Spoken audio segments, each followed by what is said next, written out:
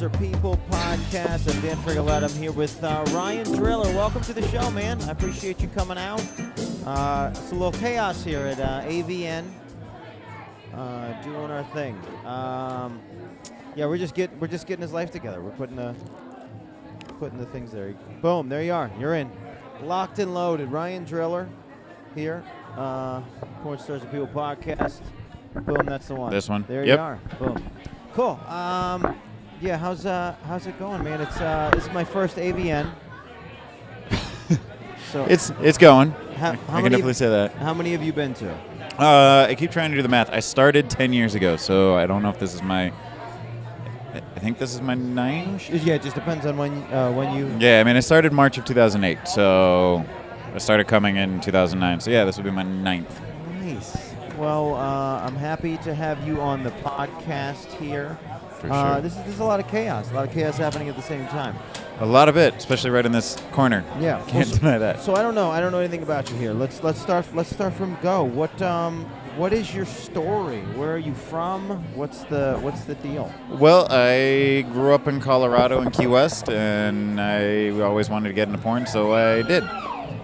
It's pretty simple. In Key West, okay, that's the so there we go. Sorry, I couldn't hear myself. Now I feel great. So you grew up in Key West, you want to get into porn, and then you just did.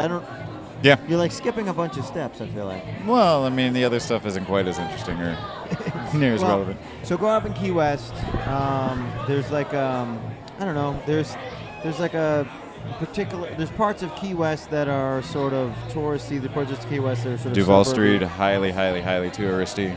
I went like the first time I was in Key West, I met a girl who was a dolphin trainer. Like I couldn't have had a more Right. Key West experience. Yeah, pretty much. I probably know her. There's only 2 of them. Oh, is that true? Yeah. Oh, that's funny. She was like Australian or so. She had Yeah. some accent. I know. Yeah, You yeah. literally know who that is?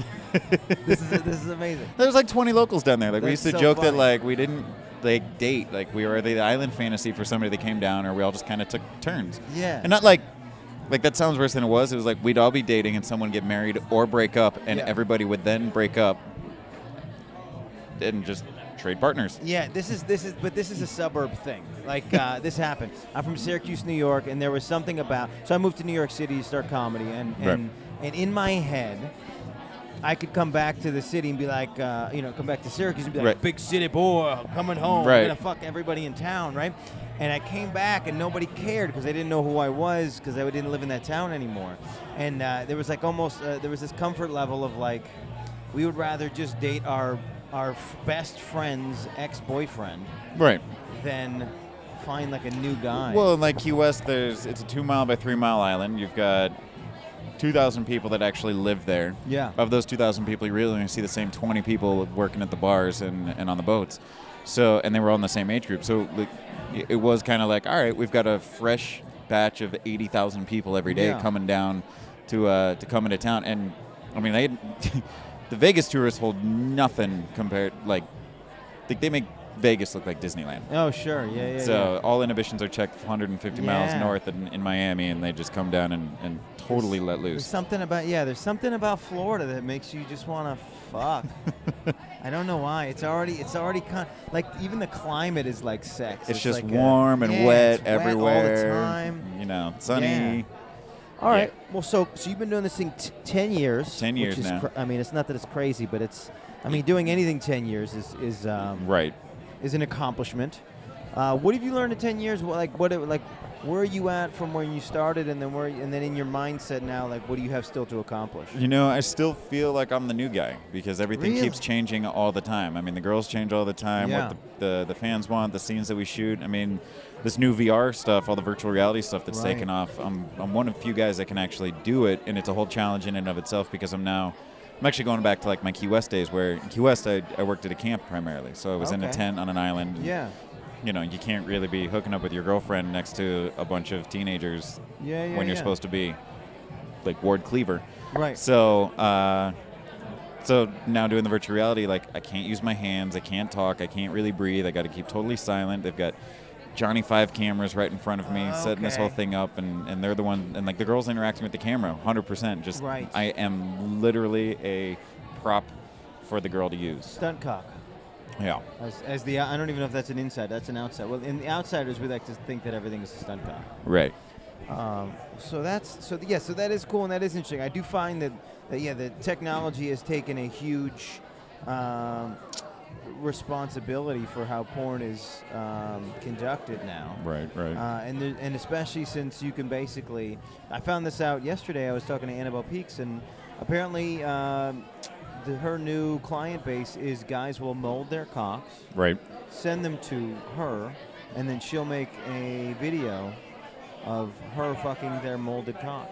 That's the level of access we have now. That is to porn. Right. And it's interesting, right? It becomes this sort of problematic zone where maybe people are not actually having what they want in their real life sex. Oh yeah, well I think that's always kind of been what porn did. Yeah. It was kind of people's way to vicariously live out the stuff that they were not doing or weren't quite ready to do or weren't quite comfortable and wanted to figure out. But the goal was to figure it out and maybe understand that was something that they were into. Right. And now it seems like, or vicariously. And now, if you want to, you can just avoid real life. Oh, now that's exactly what it is. And Yeah. the amount of catfish that we have, the contact, especially as like the male performers, like all the like quote girls that hit us up on Twitter and Instagram and try and send us pictures, and it's like, at least choose the same girl if you're going to send me all those naked photos. Yeah, like, that's funny. You look at this thing and you're like, wait a minute, why is your face different? I'm like, you had a belly button ring in the last one, and now you've got a bob, and there's not even a scar from the belly button that you took out on this one. Like, come on, just like this one you're a D cup, and that one you're a B, and you have too much attention to detail. Like this is, it's just a little odd, obviously different. Yeah. So, people now like doing that. Like that, I think, is actually the biggest fantasy now, is creating a whole fake identity? Fake identity, sure. and living that out where, we've even had guys that have called us up and pretended to be producers, known producers in the industry, pretending to be like Steve Holmes or whatever, to and like, okay, well, I'm going to hook you up, and like, I think this scene's going to be with Annabelle Peaks, and we're going to do it tonight, and I'm like, what kind of situation you want to do? And you're like, you are not a producer. Yeah. You are literally asking me to Just a essentially guy. have phone sex with you right now, just to like describe what the scene is going to be. Interesting. So, but yeah, so that's a whole different. that's a whole other side that I don't have access to. So that's your end of the spectrum. Right. So okay. So you don't live full time in Florida now, do you? No, I live full time in LA. Okay. And then do you get a chance? Do you go back? Do you do the Florida thing still? Yeah, every now and then if I want a good vacation, I'll go down. I'll hit up the studios. I'll work down there, so it kind of like pays for the trip, and then I'll go spend a few days in Key West, get on the boats. That's the dream, right? To be able to work anywhere. Right. Just living the dream. That's cool. So then, so I guess what are your goals here? This is the thing that I think is interesting about comedy and porn, is that like if you hit the 10-year mark, you're just sort of you're an endeared veteran, and because of that, you get some opportunities that otherwise maybe weren't there. Like, what are you looking forward to at this point, at the 10-year mark, to branch out and go beyond? I'm just looking forward to continue to work and continue to play with everybody. That's why I'm here. So. That is definitely the nice thing. We were actually talking with a bunch of comedians last night about it, and it's kind of like the trenches when you start. Yeah. It is similar. Like, you guys have it harder because you guys are live on stage. Yeah. We may get a couple minutes to go and like recollect ourselves if we're having a little problem getting started. Sure. So once you kind of hit like 10 for some marks. reason, as a performer, as a porn performer, you also get. To even get on a film, someone's given you credibility somewhere across the line, and this is like you're like kind of now starting as a comedian. You can just get in on any mic, open mic, and it doesn't mean that anyone's allowed you to do anything. Well, right, but now you've also got everybody with the phone has a 4K That's camera, true. and That's true. with many of the clip sites that are even running around here, it's like you can upload your stuff, and that's almost your open mic audition. Yeah. It's like, hey, if you want to check this out and see if there's anything true. you may like, which it is a little different, probably kind of like an open mic night where it's you and the one girl in the privacy of your own room with just you holding that camera. Some new bits. Right. It's like not 15 people with cameramen and the guy like hugging you, giving you a piggyback while you're giving him a piggyback ride while you're engaged with the woman. So it is that, what a but graphic, beautiful image. welcome to porn. That's how it actually goes down. Yeah, he's on my back right now. Yeah. Well, so that's an interesting perspective on the thing. So this is the thing I like to understand, especially when we're at something like this. Right. I ask a lot of people this idea is what do you do to kind of keep sane in an environment like this? Like do you have like a routine of things that needs to go down in your life for you to just facilitate being a human being? Yeah, I mean, I keep a totally separate personal life that has nothing to do with the industry. Yeah. So I get out, like at this event specifically, since it doesn't open until noon or 1 o'clock, I leave and I go to the other side of Vegas to go to the gym. And I just go hang out in the pool, swim, or go run and do a quick lift, something just kind of easy to like get away from everything and everybody that's over here. Right. Kind of just do my own thing and then come back and I can get thrown into the trenches that is this mass crowd that is everywhere right now. I did not know the chaos of Vegas before. I had avoided coming to Vegas for a lot of years. Right. And I didn't know the chaos of Vegas. And I think, I want to say 2 years ago was the first time I came out here. And my goal was to stay off the Strip, and I did that. And I did comedy off the Strip. And then I think it was April or May I came out here just because it became apparent that if I wanted to start this podcast, I needed to come out to Vegas and LA and just interview everybody. Right. And so I just put myself here, and I said, I'm in town, let's do the thing. And I was on the Strip for a week, and by day 2, I was like, I'm going to murder everyone. Vegas is like fish. You got about 3 days before you got to get the fuck out. Like, yeah, what's the fish? It's like guests, Vegas, and fish. You can keep around for about 3 days. You want to be around for about 3 days, and after that, you want to get rid of it because it's gone bad. Yeah. Oh, I see what you're saying. Oh, what an interesting analogy. It was just for me. It was like it's like Times Square. It's like a giant Times Square all day long. I do find it interesting. We're in a position in the world now where every place kind of is the same. Like I was in South Africa and I had people being like, this is what you need to go see, and this is where we're going to bring you, and they bring me to a place called Malbanang. Mm-hmm. And basically it was like, I don't know, they have it here. It was like in downtown Vegas, they have a thing where it's like food cart kind of things, and it's like made out of the shipping containers. Yes, and it was like exactly that. And I was like, dude, we have this in Vegas, we have this in New York, we have this in LA. They just put one up in Austin, Texas. They have this in Austin. They have this in Oklahoma City. It's like all the things that everybody I think thinks are cool. Right. We just got to realize it's everywhere. And everybody's getting the big Ferris wheel thing, the eye of whatever. Yeah. Well, yeah, there was definitely that. I did one of those in Chicago. Yeah, it's just they have that everywhere. Yeah.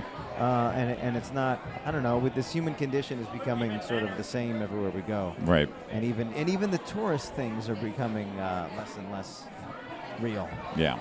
The part that upsets me the most about Vegas and a place like Disney is more the idea that, like, be Vegas. Don't be a hotel who's devoted to being like you're in another place. Right. You know what I mean? People go to Epcot and they go, oh, I drank around the world.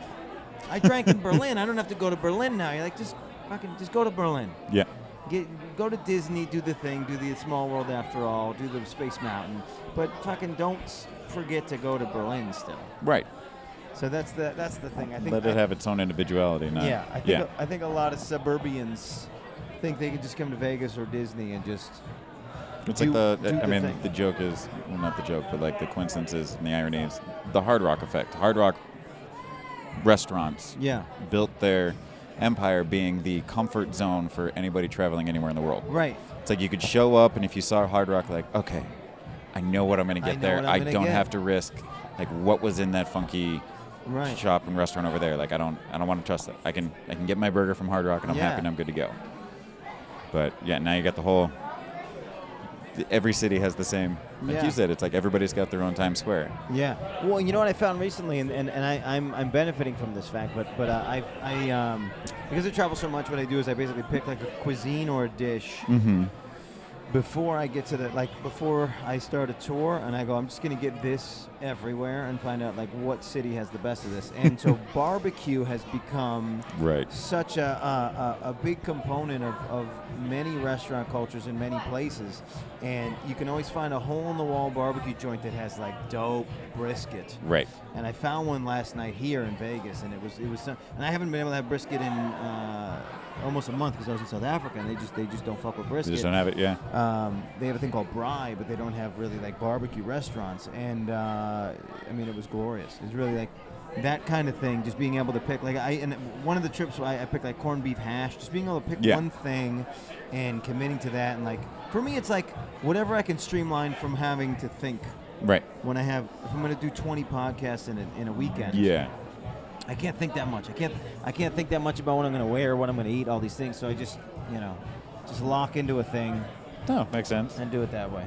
I dress like a cartoon character now. All I have is black V-neck shirts. That's literally my wardrobe. Well. What cartoon did you grow up on? Doug? Were you a Doug? No, I'm older than Doug. I'm 35. 35? I'm 35. All right. Yeah, it was Doug. I mean, I remember a little bit of Doug, but namely, I was Thundercats. Thundercats. Oh, shit. Yeah. Going old school. Okay, who was your Thundercat?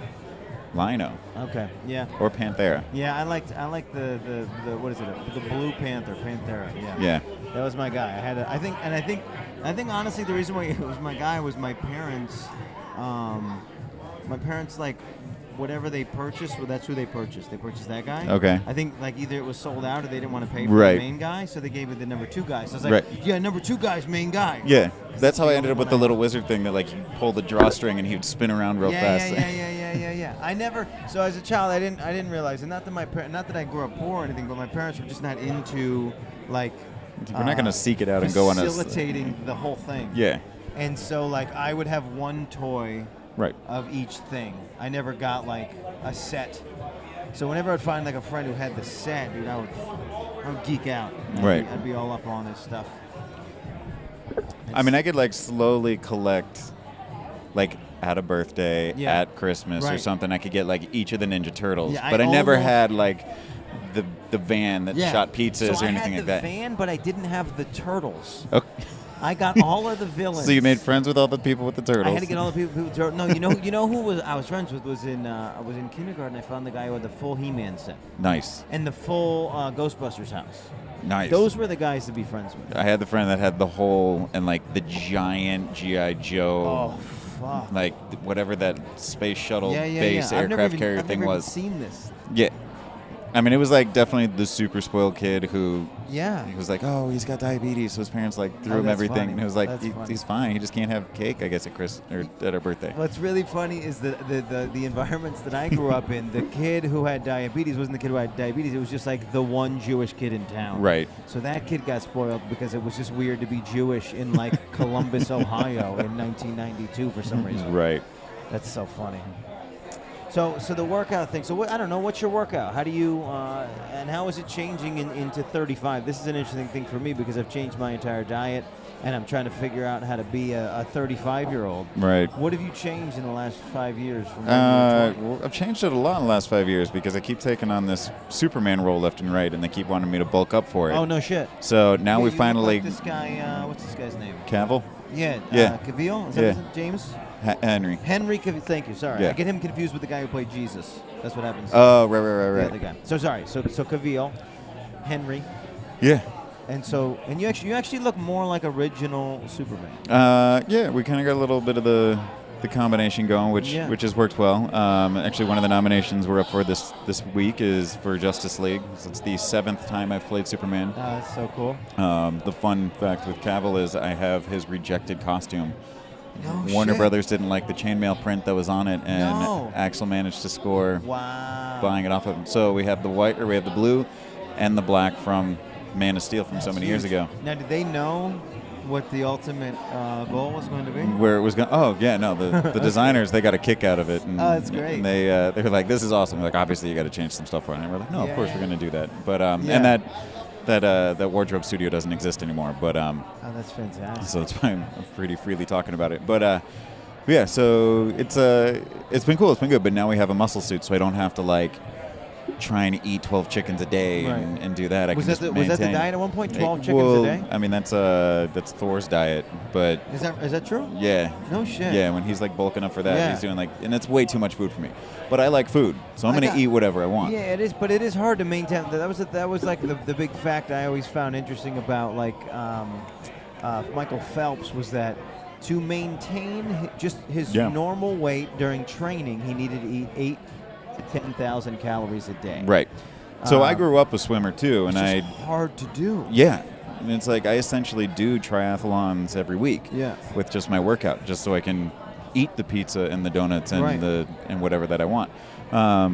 On top of that fact, it's like, yeah, I do have to eat 3,000, 5,000, 6,000 calories a day just so Yeah. that I can maintain the muscle, because otherwise my body will eat the muscle that I have. For sure. It's to say, like, you're running 5 miles right now. You don't need to carry 200 pounds of Right.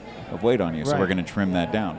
But now I just, it's an easy 20-minute run or workout or a 1 mile swim or something there, and then a general lift. And I lift 2 days and then I swim 1 day. I lift 2 days, and I've got dogs I take hiking every day, do a 4 mile hike with. So I'm active, Yeah. but I don't care. I'm not going for 6-pack abs. Yeah. I'm not trying to do that. I want to be able to enjoy the burger that I'm going to have or the brisket. I do enjoy good barbecue. It's so fucking good. So good. No, this sounds like the life. You are living the life. It's true.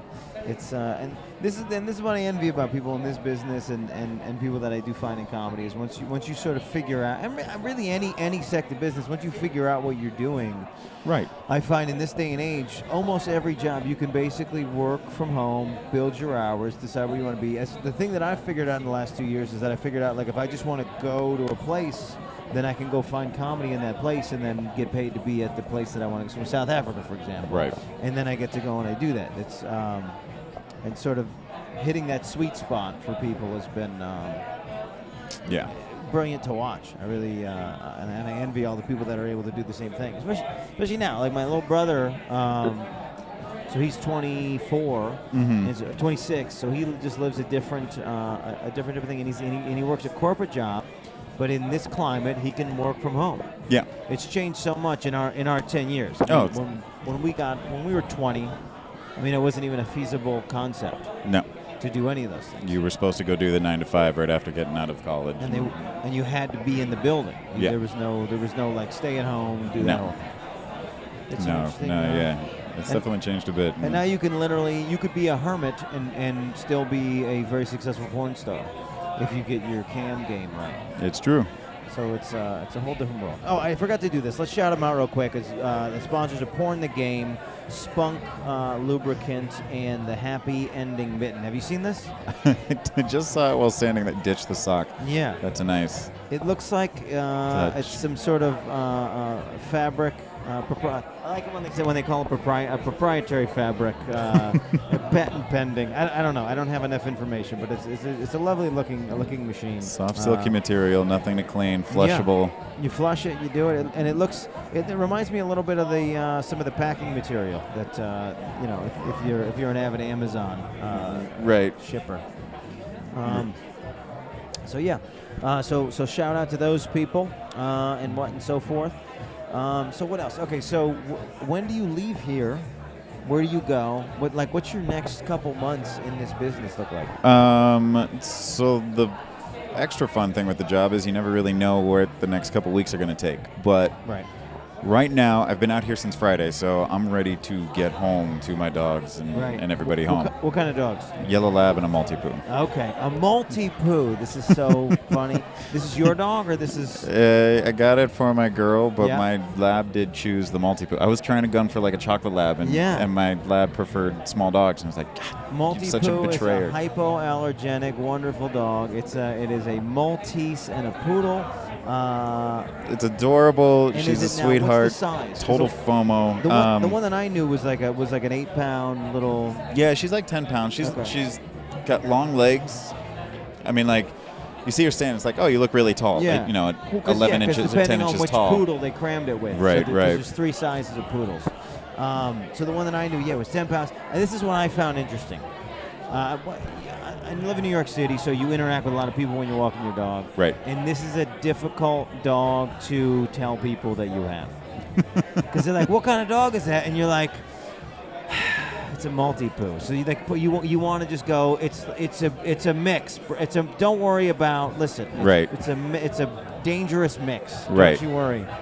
But Maltipoo. It's hard to say Maltipoo and not somehow catch a lisp throughout the. Right, and it doesn't help that mine's got a pink leash and pink bows in her hair. Yeah. It's like, Well, I think you can pull it off. I don't think that anybody's questioning your masculinity. I mean, I did hope Yeah. I mean, at some point, you can just hand them a business card and probably dispel all the concerns. Right. Be like, take a minute, and you probably recognize me from somewhere. Well, if you don't like this angle, how about this one? Right. What actually, I don't have this answer. Now that I'm thinking about it, I know what a comedian business card looks like. What does a porn star business card look like? I don't have one because I just don't have it. But is it just a cock silhouette? I mean, like this is a silhouette of a woman, right? The girl in the back. So a lot of times it is like I had one cock? years ago that was just it was my face. Yeah. Not that anybody even watched or looked at my face, but it was like, oh, here you kind of remember, this was me. Here's my contact, so you can hit me up. But it's because it doesn't really matter what the guy looks like. Yeah. Truth be told, like doesn't matter if you really got a beer belly or if you've got 12 abs or whatever. Yeah. What do you think? What do you think that's a result of? Do you think that's a result of the fact that women are less shallow than men? Do you think? I don't think there's really as many women viewers.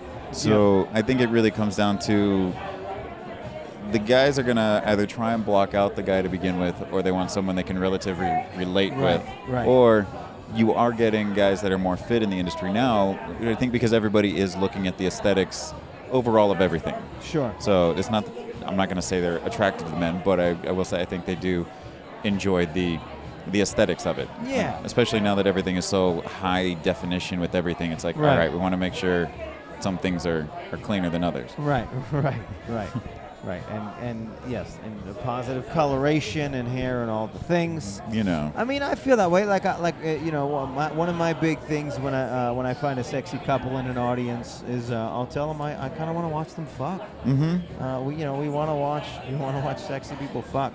I don't know, and it is interesting. I don't know the answer to this, and I guess my role in it as a viewer changes, but I think. When people watch porn, sometimes they do just want to be the guy watching two people have sex. Sometimes you want to put yourself in the situation and you want to just be with the girl in your head. But other times you just want to watch the whole thing. Yeah. And and part, it's that voyeuristic quality that part of you just wants to see how other people fuck. Right. And not necessarily how you would do it. She's like, well, I would never do that, but this is this is still great. Like, it's awesome. Woo. Not for me personally, but I mean, I'm enjoying the view. Yeah. Thank you. Yeah, that is cool. Yeah, especially, I don't know. This is an interesting thing, and I think I've asked only one other person this. As a comedian, we judge other comedians heavily based on performance. Let's just start on based on performance, not outside of that. Absolutely. Do you have this thing? Do you watch other people's other dudes' films and go like, nah, I just don't think that's what you should have done there? There is a subtle competition like that and a battle of egos, if you will, where a lot of the guys, and we've been talking about it a lot the last few days because this is the one time we're really all in the same room and all that. But there's an open discussion. I like this. And some of the guys will kind of all get together, and it's like, it is a general brotherhood. Like, we are all kind of in this little fraternity kind of thing where it's like we all know our same trenches. So we all know the same trenches, and we all want to support each other and help each other and have each other's back at that. At the same time. And then also, so then that end of the spectrum is like, listen, don't work with this person, don't work with this person, don't work with this person, work with this person, they're great. Or it's like, make sure you find your happy place so you know that you can perform this. And if you're not comfortable, I'm not comfortable doing BDSM scenes. Right. So all day long, it's like, no thanks, it's not my thing. On either side? On either side, yeah. Shit. So I'm like, it's not my thing, but by all means, hit up so-and-so for this or go get that guy. Yeah. On the flip side of it, it's also like, we'll sit there and we'll hear God, how the fuck is this guy working all the time when he cannot get his penis up for anything? Oh, sure. So, I haven't gone through and watched, and a lot of us have even said, it's like, we can't watch scenes as soon as we realize, God damn it, that's Derek Pierce. They're like, fuck, that's Ryan Driller. Yeah. All right, I got to go find the German stuff or something that's not anybody I know. Oh, interesting, yeah. But yeah, so that's interesting, and I'm finding this is starting to become a problem for me, and not that it's a problem, but it's like now that I'm doing the podcast and I'm meeting everybody, it's changing my taste in what I'm going for, because there was something forbidden about the fact that these were strangers, right? And then now that I have familiarity with these people, it's like if I get to interview some of my favorite people, then it ruins the allure in a sense. So it is tough. So that's interesting. Yeah, you literally, it's tougher for you because Yeah. So it's like, I mean, that. while we're not necessarily like watching it because we don't really want to watch our buddies, our brothers, or whatever doing it, but at the same time, like, we do kind of want to know, like, all right, what are they doing? How are they doing this? And it's like, are we really trying? Like, I know, you know, I threw out the name Derek Pierce. Like, he and I are not in competition because he and I have such a vastly different look and personality that it's not like I'm going to be going up for the same roles, or he and I are competing in that aspect. At the same time, we still kind of want to know, so it's like, either we can make the suggestions or we can try and broaden our own viewership, and we can broaden our own, you know, I guess, resume, if you will, so that and our own expertises. But, you know, that's, so there is kind of a little bit of the like, oh, how do we boost this or critique one another? Like, don't do that. You got to stop. Yeah. But for the most part, it's just kind of like, oh, no, it's cool. We're aware of what's going on, and that's about it. Yeah, it's a much different art form. And and I guess comedians we do this dumb thing where we really do think that even if the guy, like, if there's a guy who's talking about being a Mexican midget, and that's who he is, even in our heads we're like, oh, but that guy could get the job over me, and it's like, not really, you know what I mean? It's not really like a linear competition like that, so that's a good way to think of it. I do like that. I do like that everybody in this business seems to be pretty level-headed. That's we do try to be, and I think that definitely has been a good change in the industry in the last 10 years that even I've seen, is that you've got people that genuinely want to be here, and that are turning it into a much more professional workspace and much more happy place to be. And they do, like, everybody does support each other, and they call each other out on a professional level too. So it's like, we are much more level-headed, and producers don't want to deal with the gambles anymore than any other job. So it's like, okay, let's keep everybody kind of in a good place. Well, that's cool. Well, let's plug you on some stuff. How do we find you on the web? Where do they follow you? So you can find me on Instagram and Twitter. Both are at Ryan Driller. Those are my social media outlets, and you can hit me up there. And I always blast all my scenes and everything that you would want to see. All the good stuff, all the content. Cool. We're gonna do. We'll make it part of the episode. Actually, this is one of my favorite things to do on the Snapchat video. So for sure. I'm here with Ryan Driller live on Demon Seed Radio for the Porn Stars and People podcast. Oh, I broke into my radio voice guy for the Porn Stars and People podcast. We just did an episode live, and we'll release it as well. Thank you so much for watching and listening.